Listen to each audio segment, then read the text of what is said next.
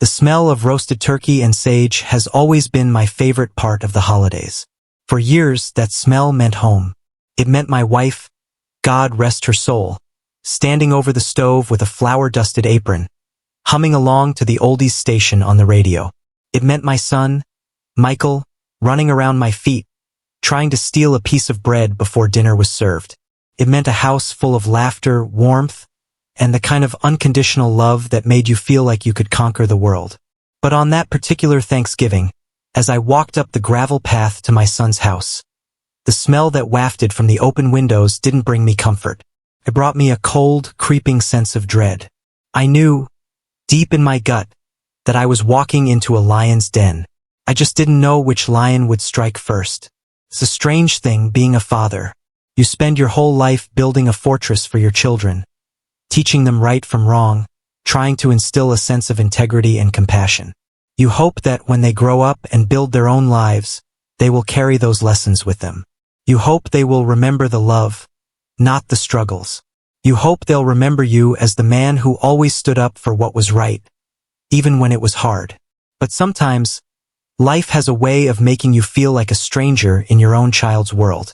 Sometimes, the fortress you built gets renovated by people who don't care about the blueprints. That was how I felt standing outside Michael's front door. I was a relic of a past life, a ghost who had shown up to a party for the living. I smoothed down my only good jacket, the one I'd worn to my wife's funeral. It was a little frayed at the cuffs, but it was clean. I'd pressed it myself the night before, making sure there wasn't a single wrinkle. I didn't want to give anyone a reason to look down on me. Not that it would have mattered. Some people have already decided what they're going to see when they look at you, and nothing you do will ever change that. The door swung open before I could knock, and there stood Michael, my son. He looked tired. There was a tension in his shoulders I'd never seen before, a weariness that made him look older than his 32 years. He forced a smile, but it didn't reach his eyes. It was a manufactured gesture, a mask he had perfected for social occasions. "Dad," he said, his voice a little too cheerful. "You made it. Come in, come in." I stepped inside, and the smell of cooking was immediately overpowered by the scent of expensive perfume and potpourri. The house was immaculate. It was the kind of clean that felt sterile, like a showroom. White couches, glass coffee tables, abstract art on the walls that I didn't understand. It was a world away from my little apartment with its worn-out recliner and the stack of books I'd been meaning to read for the last 2 years. I felt like an elephant in a china shop. I was afraid to touch anything, afraid I might leave a smudge or break something I couldn't afford to replace. I just stood there in the entryway, clutching a bottle of cheap wine I'd brought as a peace offering. It felt incredibly inadequate compared to the spread I could see being set up in the dining room. "Let me take your coat," Michael said, but he didn't reach for it. He just stood there, waiting. I fumbled with the zipper, my fingers feeling thick and clumsy. He took the coat from me, and I saw him glance at the patched elbow, a flicker of something. Embarrassment? Shame? Crossing his face before he turned to hang it in the hall closet. As he did, a voice cut through the air from the living room. It was a sharp, shrill voice, like nails on a chalkboard. "Michael, is that the old man?" Finally. I was starting to think he'd gotten lost on his way from the trailer park. My heart sank. My daughter-in-law's mother, a woman whose name I could never remember because I'd only met her once before, at the wedding. She was a tall, gaunt woman with hawkish features and a diamond ring on every finger. She was perched on the white couch like a queen on her throne, a glass of champagne in her hand. She didn't stand to greet me. She just looked at me with a sneer. I forced a smile, trying to remember my manners. "Good afternoon, ma'am. Happy Thanksgiving. Thank you for having me." "Oh, we didn't have much choice, did we?" she said, taking a sip of her drink. Michael insisted. Something about family obligations or some nonsense. She air-quoted the words. We were perfectly happy having our own little celebration, but he felt he had to drag you into it. My daughter-in-law, Emily, appeared from the kitchen, wiping her hands on a towel. She was a beautiful woman, blonde, perfectly manicured, and impeccably dressed. In the beginning, I had been so happy for Michael. I thought she was a catch. But over time, I'd started to see the cracks. The way she looked at him sometimes with a cold, calculating gaze. The way she corrected him in front of his friends. The way she seemed embarrassed by his background. "Mother, please," Emily said. But it wasn't a correction. It was a gentle chiding, as if her mother had done something mildly amusing, not outright cruel. "Be nice." "I'm just being honest, darling," the mother-in-law replied. "It's a free country, isn't it?" I looked around the room, hoping to see a familiar, friendly face. I was searching for my grandson, Leo. He was the only light in this place. He had my wife's eyes, warm, brown, and full of curiosity. But he wasn't there. He must have been in his room or playing in the backyard. Michael guided me into the living room, his hand hovering awkwardly over my back, as if he was afraid to actually touch me. "Dad, why don't you sit down? Dinner will be ready soon." I chose a spot on a leather ottoman away from the white couch. I didn't want to ruin the upholstery. The mother-in-law watched me sit, her eyes scanning my worn shoes. "You know, William," she said, using my first name like it was a dirty word. "Emily's father, God rest his soul, always said if you can't afford to dress for the occasion, you shouldn't come. He was a businessman, you see. He understood appearances." I felt the heat rising to my cheeks, but I refused to take the bait. "I'm a retired construction foreman, ma'am," I said quietly. "We don't get dressed up for work. Just the usual jeans and a good pair of boots. I thought I cleaned up okay for the holiday." "Bless your heart," she said, the classic Southern insult dripping with condescension. "You certainly tried your best." I looked at Michael, waiting for him to say something. Anything. But he was standing in the corner, staring at his phone, pretending he hadn't heard. He was physically present, but mentally he was a million miles away. He checked out the second the barbs started flying, which told me this was probably a very common occurrence. The conversation in the room was a blur after that. They talked about their trips to Europe, the new car they were buying, the expensive private school Leo was attending.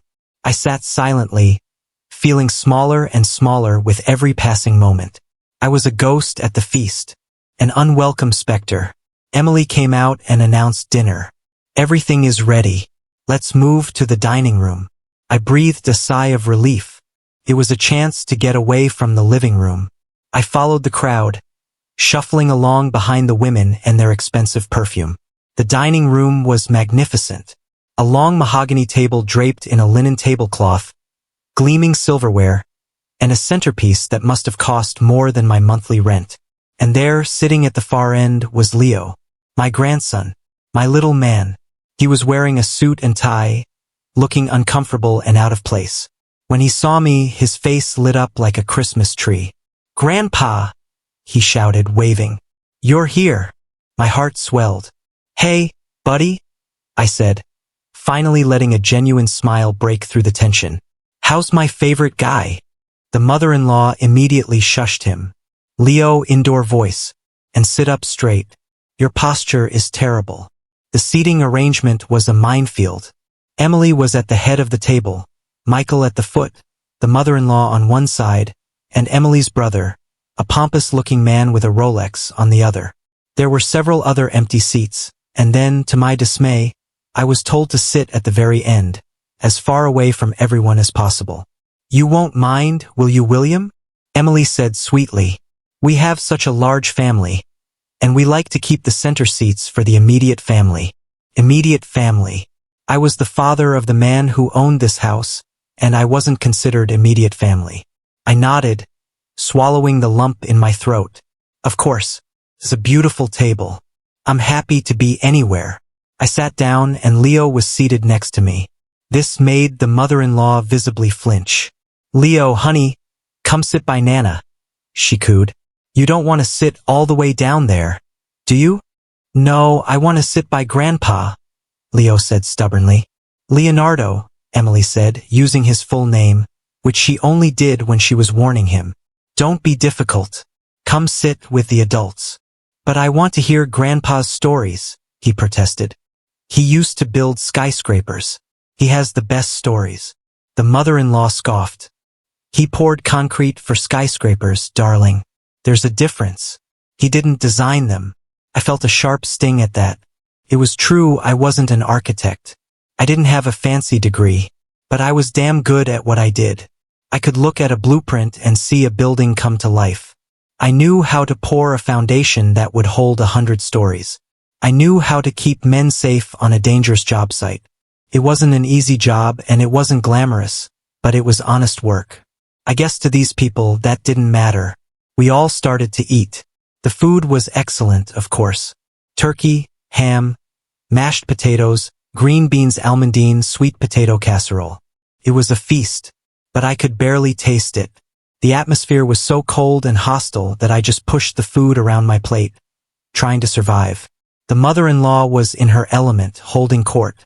She talked about the country club, her charities, and how difficult it was to find good help these days. Every word was a subtle jab at the fact that I was a worker, and she was a woman of leisure. You know, she said, turning to me, I'm surprised you managed to get a seat at the table. We usually have the hired help eat in the kitchen. She laughed, a high-pitched, tinkling sound that was devoid of any real humor. I'm kidding, of course, but that is a very nice jacket. Where did you get it? A thrift store. The table went quiet. Everyone looked at me, waiting for my reaction. My hands started to shake. I placed them in my lap, under the table, hoping no one would notice. Michael finally spoke. Mom, please, he said, addressing his mother-in-law. Let's just have a nice dinner. But she wasn't done. She was like a shark that had smelled blood. I'm just making conversation, Michael. I'm curious. Why don't you tell us, William, what it's like being poor? I mean, it must be so liberating. No responsibilities. No one expecting anything from you. I felt the eyes of everyone on me. Emily was studying her nails, a faint smirk on her lips. Her brother was looking at me with obvious disdain. Even Michael couldn't meet my eyes. He just stared at his plate, slicing his turkey into smaller and smaller pieces. I took a deep breath. I wouldn't say liberating, ma'am, I said, keeping my voice as steady as I could. It's a struggle, but I'm proud of what I built. I supported my family. I put my son through college. I paid off my house. Oh, you owned a house? She said, her eyebrows shooting up in mock surprise. I assumed you lived in a cardboard box. She laughed again. Well, a house. That's adorable. My blood was boiling. I could feel the rage building in my chest. It wasn't even the insults to me that hurt the most. It was the shame I saw in Michael's eyes. It was the way he let this woman, this bully, humiliate his father in his own home. But I held it together. I told myself that it was just a few hours. I could endure a few hours for Leo. I could endure it for the chance to spend Thanksgiving with my grandson. I turned to Leo, trying to escape the nightmare. So, buddy, what do you think of the turkey? He leaned over and whispered in my ear. I like the pie better. Can I have pie for dinner? I laughed, the first real laugh I'd had all day. You know, when I was a kid, I tried to do that once. My mom told me if I ate pie for dinner, I'd turn into a pumpkin. His eyes went wide. Really? I'm kidding, buddy. But let's save some room for the good stuff. Okay? He nodded excitedly. Just then, Leo started to fidget in his seat. He was wearing a tie, and he clearly hated it. He was pulling at the knot, trying to loosen it. Mom, he whined. My tie is too tight. Grandpa, can you help me? You used to wear a tie for work, right? Emily looked up sharply. Leo, stop bothering your grandfather. And don't loosen your tie. You look very handsome like that. But it's hurting, he whined again. It's choking me. He started to cough and gasp, pretending to pass out. The mother-in-law glared at me, as if I had somehow choreographed this whole scenario. Can't you control your grandson? She hissed. We're trying to have a civilized meal. I looked at Michael. He was staring at the table. It was incredible. He was completely checked out, hiding behind a thin veneer of civility. He was a ghost, too. I can fix his tie, Mike, I said. It's no trouble. Dad, just leave it, Michael mumbled, not looking up. He's fine. I will help him, I said, standing up. I've got it.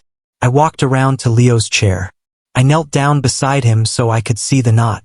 I used to get dressed up for church every Sunday, so I knew a thing or two about ties. I worked the knot, loosening it just enough to take the pressure off his neck. There you go, buddy, I whispered. Is that better? Thanks, Grandpa, he said, beaming. I started to walk back to my seat, but as I passed by the main table, near where the mother-in-law was sitting, she cleared her throat loudly.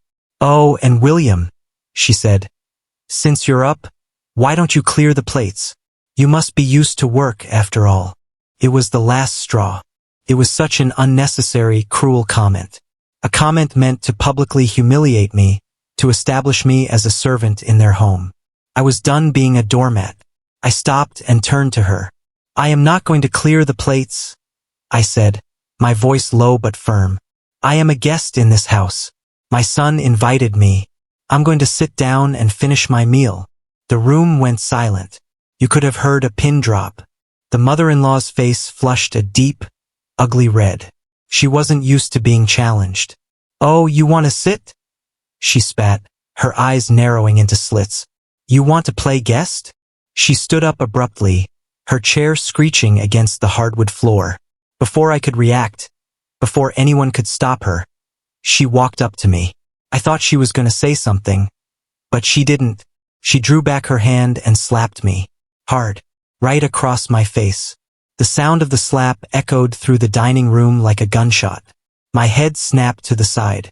I tasted blood in my mouth. The pain was sharp, immediate, and humiliating. I clutched my cheek, staring at the floor in shock. That is for being an ungrateful, crude old man, she hissed, looming over me. This is my daughter's house, and you come in here with your poor people's manners. Poor people belong outside, not at my table.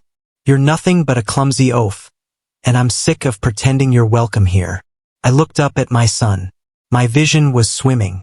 Michael, I said, my voice barely a whisper. Are you going to let her do this? Michael's face was pale. He was gripping the table so hard his knuckles were white.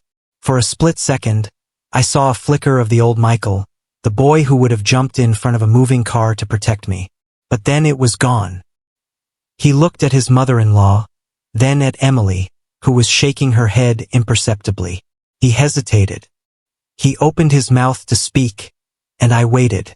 I needed him. Dad, he said finally, his voice weak and pathetic. Just apologize. Please, just apologize to her, and we can sit down and finish dinner. My heart shattered into a million pieces. It wasn't the slap that broke me. It was my son, my own flesh and blood. He watched his father get physically assaulted in his own dining room, and he told him to apologize. Apologize, I said, my voice cracking. She hit me, Michael. She slapped me across the face. I know, he said, looking down at the floor. But you provoked her, Dad. You were being disrespectful. Just say you're sorry, and we can move on. Couldn't believe my ears. I looked at the others. Emily was staring at her napkin, a look of utter indifference on her face. Her brother was smirking, leaning back in his chair, clearly enjoying the drama. And the mother-in-law stood there, arms crossed, a triumphant glint in her eye. Well, she snapped, are you going to say you're sorry? Or do I have to call the police and have you removed from the premises for trespassing?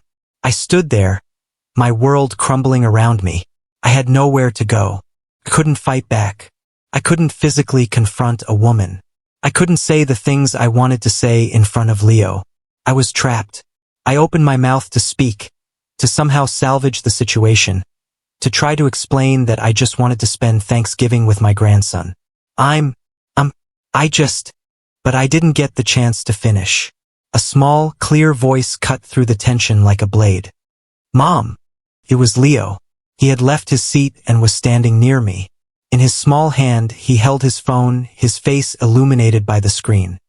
He had been quiet the entire time, a silent witness to the ugly scene unfolding in front of him. But now he wasn't looking at us. He was looking at his phone. Mom! He said again, his voice wavering a little. Grandma! Emily looked up, startled. Leo, honey, go back to your seat. This is adult business. But Mom, he said, his voice rising. Something happened. Leo, we'll talk about it later, Emily said, reaching for him. No, Mom, he shouted, and the room fell silent again. His voice was shaking, and his eyes were wide with panic. Listen, I recorded a video of Thanksgiving. He held up his phone, and we could all see the screen. It was a live video, a Facebook live video. The blood drained from my face. The color drained from Emily's face. The mother-in-law's smug expression vanished, replaced by a look of pure, unadulterated horror. What are you talking about, Leo? Emily demanded, her voice rising hysterically. Turn that off. But Leo ignored her. He looked at me, his hero, his grandfather, who had just been humiliated in the most brutal way possible. Then he looked at the camera. His voice, though trembling, was steady. Grandma, he said into the phone, his eyes filled with tears. You're live. You're on the internet. Everyone can see you. A collective gasp went around the room. The mother-in-law lunged for the phone. Give me that, you little brat, she screamed. But Leo was quick. He ran to me, hiding behind my legs. The mother-in-law stopped her pursuit. Her face twisted in a mask of rage and panic. She knew. She knew that everything she had just done, every insult, every sneer, and every slap, was now streaming live to God knows who. The camera was facing the ceiling, but the audio was still clear. There was a moment of static silence. And then, the phone screen changed. It was no longer a live video. It had ended. But the damage was done. Leo had recorded the entire confrontation. He had recorded his grandmother hitting me, yelling at me, calling me poor. He had recorded his own mother doing nothing to stop it. He had recorded his father telling me to apologize for being assaulted. The room was frozen. Nobody moved. Nobody spoke. The clock on the wall ticked loudly, marking the seconds of their public destruction. Emily finally broke the silence, her voice trembling with a rage she had never directed at her own mother. Leo, you didn't. Who did you send that to? Leo looked up at me, his eyes wide, then back at his mother. He took a deep, shuddering breath, and then he asked the question that would echo in the silence of that cursed room. Mom, isn't it wrong to hit people? He asked it with a simplicity that was heartbreaking. He looked at his grandmother, then at his mother, then at his father. The question hung in the air, a perfect indictment of the adults in the room. Isn't it wrong to hit people? He repeated, his voice cracking. Grandma just hit Grandpa. I saw her. And nobody did anything. He was right. They had all failed the most basic test of decency. They had stood by and let a monster bully a harmless old man. And they had been caught red-handed, not by a security camera, but by a child who knew better than all of them. Michael finally looked up. The mask of pathetic compliance was gone. In its place was a look of dawning horror. He understood the implications. This wasn't just a family squabble. This was a PR nightmare. This was the end of his charmed life. Oh my God, Dad, he whispered, looking at me with tears in his eyes. I'm so sorry. I'm so sorry. Emily looked like she was about to be sick. The mother-in-law had her hand over her mouth, her eyes darting around the room like a trapped animal. But I didn't care about their panic. I didn't care about their tears. All that mattered was Leo. I knelt down beside my grandson and put my hands on his shoulders. Leo, buddy, I said, my voice thick with emotion. Can I see the phone? He handed it to me, his little fingers cold against mine. I looked at the screen. The friends list on the broadcast was a sea of familiar names. I saw Emily's boss, the head of the PDA, the neighbors, and dozens of other people. But it wasn't just Facebook. As I scrolled through the notifications on the phone, I saw the video had been automatically uploaded to YouTube, shared on Twitter, and sent through a dozen WhatsApp groups. It had been viewed over 1,000 times already. 1,000 people had just watched me get slapped and humiliated by a woman who thought she was untouchable. And they had also watched my son, my own son, fail to stand up for me. I looked at Michael. He was crying now, pathetic sobs shaking his frame. Dad, please, we can fix this. We can delete it. We can say it was a joke. Please, don't let this ruin us. I stood up, feeling a strange sense of calm wash over me. I looked at the phone one last time, and I realized something.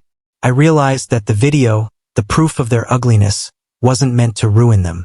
It was meant to save me. It was the justice I hadn't even known I was owed. The revenge wasn't something I had planned. It wasn't a calculated scheme to destroy them.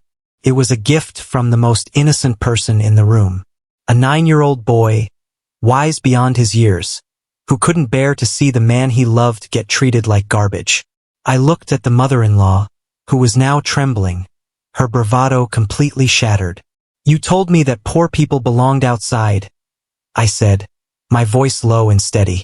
You were right. I do not belong here. I never did. But you know what? Watching your reputation crumble from the outside is going to be the most beautiful view in the world. I handed the phone back to Leo. Buddy, I said, this is the best Thanksgiving present I could ever have asked for. You have a good heart. You are the only person in this family who deserves a seat at the table. I turned to leave. Michael reached out and grabbed my arm. Dad, please, don't go. We can talk about this. I can make this right. Make it right, I said, pulling my arm away from him. You let her hit me, Michael. You told me to apologize to her. You are my son, and you treated me like I was nothing. There is no making this right. You made your choice tonight. You chose the status quo. You chose comfort over your own father. I looked at Emily. And you. I welcomed you into my family, and you treated me like a disease. I will never forget this, and the world won't either. You wanted to be the queen of your little kingdom. Now you're just the laughingstock of the internet. I walked out of the dining room, through the sterile living room, and to the front door. I put on my worn-out jacket, the one I had been so ashamed of just a few hours earlier. Now it felt like a badge of honor. It reminded me of who I was. It reminded me that I had survived the worst night of my life, and I had come out on top. As I walked down the gravel path, away from the house, the sound of angry shouting and panicked crying erupted from inside. The perfect Thanksgiving dinner was over. The facade had crumbled. In the coming days, the video went viral. A wealthy socialite slapping her son-in-law's elderly father was exactly the kind of clickbait the internet craved. It was picked up by local news, then national news. The mother-in-law was forced to resign from her charity positions. Emily lost her job when her boss, who had seen the video, realized she had the moral compass of a rattlesnake. The company didn't want to be associated with such an ugly display of elitism. The public had chosen a side. They had chosen me. Michael called me 100 times, begging for my forgiveness, begging for me to make a statement saying it was all a misunderstanding. He was worried about his business, his reputation, his house. He didn't apologize for his actions. He apologized because he got caught. I never answered his calls. I never returned his texts. I knew that if I spoke to him, the pain would come flooding back. But I also knew that a man doesn't have to accept an apology that isn't real. He doesn't have to forgive a son who watched him fall and walked away. Months later, I got a letter. It was from Leo. In it, he included a drawing of the two of us, sitting on a park bench, eating ice cream. He said he missed me. He said he was sorry for what happened. He said he was grounded from his phone for a year, but he didn't care. He said he would do it again in a heartbeat. He was the only one who understood what had happened that night. The slap didn't hurt as much as the silence. But in the end, it wasn't the slap that defined me. It was the voice of my grandson, the innocence standing up to cruelty, that healed me. He gave me back my dignity. And sometimes that's all a father can ask for. Sometimes the only justice you need is the truth, shared by the smallest voice in the room.